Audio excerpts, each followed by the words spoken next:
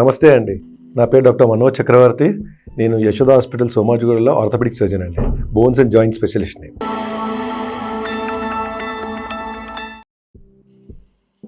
నార్మల్గా ఈ rheumatoid arthritis అని చిన్న చిన్న జాయింట్స్ని ఫస్ట్గా ఎఫెక్ట్ చేస్తుంది. మెయిన్లీ ఫింగర్ జాయింట్స్కి ఎఫెక్ట్ చేస్తుంది.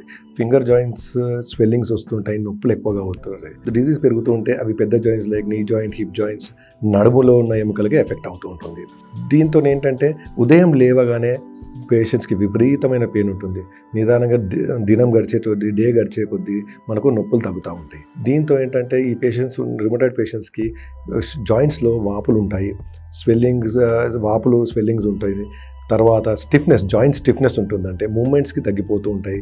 వాళ్ళలో డ్రైనెస్ ఆఫ్ మౌత్ ఉంటుంది, ఆకలి చచ్చిపోతుంది, అనీమియా అంటే బ్లడ్ తక్కువ ఉండడం కనిపిస్తుంటుంది, ప్లస్ వాళ్ళలో యాక్టివిటీస్ తగ్గిపోతుంది, టైర్డ్నెస్, ఫెటీగ్ అని ఉంటారు, ఫెటీగ్ కూడా ఇది తొందరగా వచ్చేస్తుంది.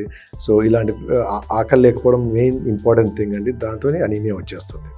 రుమటాయిడ్ ఆర్థరైటిస్కి ట్రీట్మెంట్ ఏంటమ్మా, దాన్ని రెండు విధాలుగా చేయొచ్చు. ఒకటేమో సర్జికల్, ఒకటేమో నాన్ సర్జికల్. ఫస్ట్ నాన్ సర్జికల్కి దగ్గరికి వస్తామమ్మా. నాన్ సర్జికల్లో మనము వివిధ రకాల పెయిన్ కిల్లర్స్ ఇవ్వచ్చు.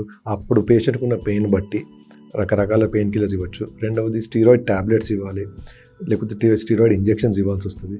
లేకపోతే కొత్త డ్రగ్స్ వచ్చాయమ్మా, disease modifying anti rheumatoid drugs అని, అలాంటివి రకరకాల డ్రగ్స్ ఉన్నాయి.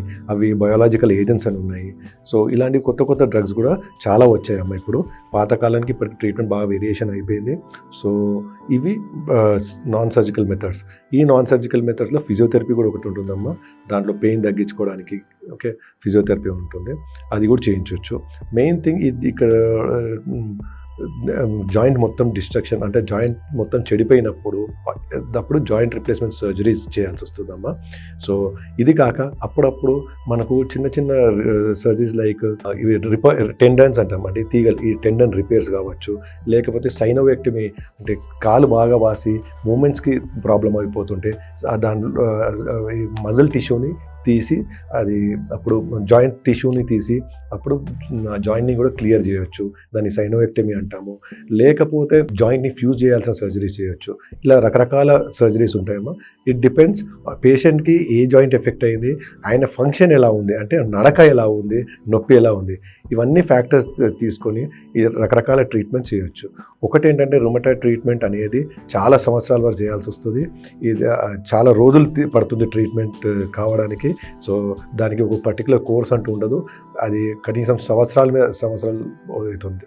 అవుతుంటాయి. ఈ ట్యాబ్లెట్స్కి కొన్ని సైడ్ ఎఫెక్ట్స్ కూడా ఉంటాయి, కానీ కంపల్సరీ ఇదే ఈ ట్రీట్మెంట్కి మెయిన్ స్టీరాయిడ్సే కాబట్టి అది కంపల్సరీ తీసుకోవాల్సి వస్తుందండి.